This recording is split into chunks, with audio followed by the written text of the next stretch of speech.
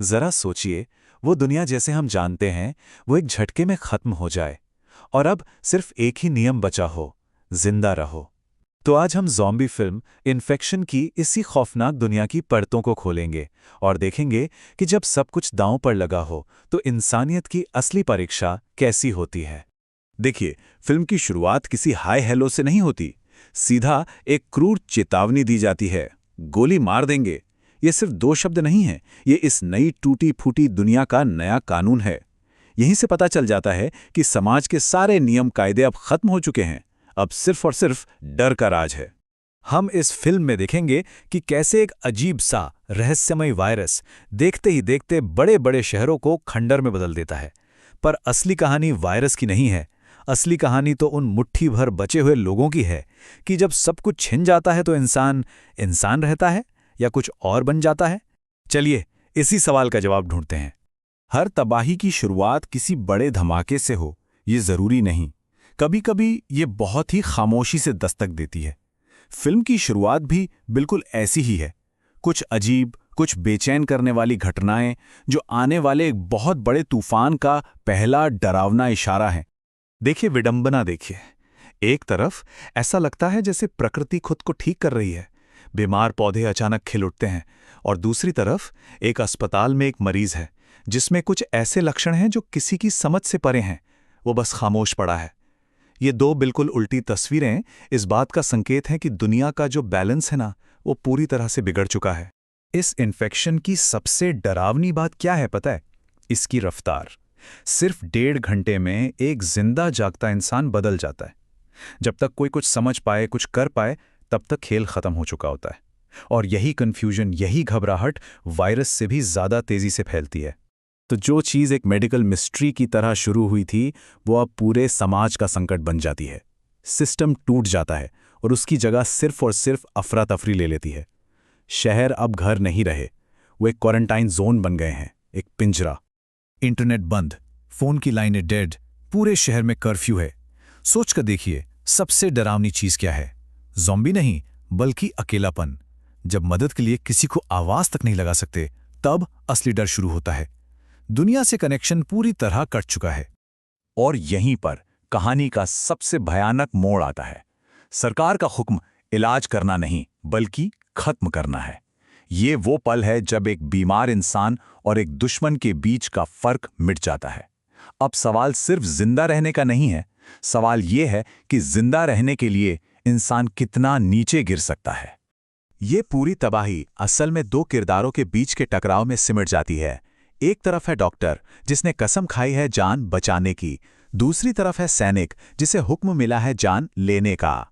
जब बचाने वाला और मारने वाला आमने सामने खड़े हों, तो फिर सही और गलत का फैसला कौन करेगा? अब हम क्या करेंगे? ये एक सवाल हर किरदार के दिमाग में गूंज रहा है। जब सरकार, कानून, समाज सब कुछ खत्म हो जाए तो रास्ता कौन दिखाता है? ज़मीर या सिर्फ जिंदा बच जाने की जिद? अब कहानी पूरे समाज के टूटने से हटकर एक छोटे से ग्रुप के निजी संघर्ष पर आ जाती है। अब लड़ाई दुनिया को बचाने की नहीं, बल्कि खुद को और अपनों को बचाने की बन गई है। जॉनी का दुख सिर्फ अपनी पत्नी को खोने का नहीं है। उसका गुस्सा इस बात पर है कि उसकी पत्नी की मौत किसी बीमारी से एक बिस्तर पर नहीं, बल्कि इस नई दुनिया की वहशियता से हुई। और यही गुस्सा, यही दुख उसकी हिम्मत बनता है, उसे आगे बढ़ने की वजह देता है। और फिर हमें पता चलता है इस तबाही के पीछे का विज्ञान, कि ये कोई भूत प्रेत या जादू टोना नहीं, बल्कि रेबीज, एक जानी पहचानी बीमारी का ही एक बदला हुआ, बिगड़ा हुआ रूप है। और सच कहूं तो ये बात इसे कम डरावना नहीं बनाती, बल्कि और ज्यादा असली बना देती है, क्योंकि ये दिखाता है कि ऐसी तबाही हमारी अपनी दुनिया में भी हो सकती है।